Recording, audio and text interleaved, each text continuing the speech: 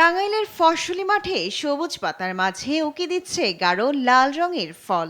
দেখতে ফুলের বাগান মনে হলেও এটি এক সম্ভাবনাময় অর্থকরী ফসল। স্থানীয়ভাবে মেস্তা বা চুকাই নামে পরিচিত এই উদ্ভিদ বা রোজেলা চা হিসেবে মধুপুর উপজেলার মহিষমারা গ্রামে পরীক্ষামূলকভাবে 2 শতক জমিতে রোজেলা চা চাষ করেছেন স্বর্ণপদক প্রাপ্ত কৃষক সানোয়ার হোসেন।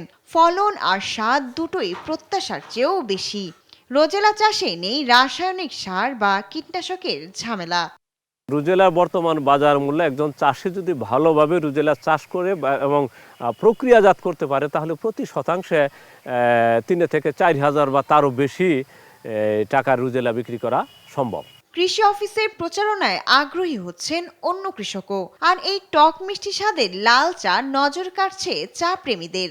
আমাদের বাড়ির আশেপাশে যে জায়গা আছে এবং আমি চিন্তা ভাবনা করছি, আমাদের জমি আছে, এখানে কিছু জায়গায় আমি রোজেলা চা চাষ করব। এটা চাষ করতে এমন কোনো খরচ নাই বা পরিচর্যায় ওইরকম বাড়তি কোনো করতে হয় না, সার কীটনাশক লাগে না বললেই চলে। সেই জন্য আমিও আগ্রহ হয়েছি। চারা সুন্দর লাগতেছে, এরকম চা অন্তরি খাই নাই, এই চাটা ভালো। এবার চা আমরা অন্তরি খাই নাই, চারা সেরম চা মানে বলে মোটামুটি ছুটি ছুটি লাগে বলে।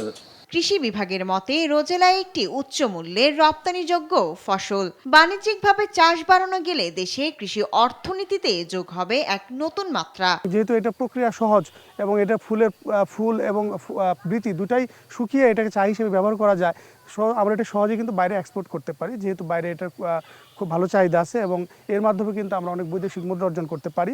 লাল টকটকে রোজেলা দেখাচ্ছে নতুন এক সম্ভাবনার পথ। সরকারি সহায়তা আর সঠিক বাজার নিশ্চিত হলে এই লাল চা হতে পারে দেশের কৃষি অর্থনীতির নতুন গর্ব। শায়লা খান, নিউজ ডেস্ক, দেশ টিভি।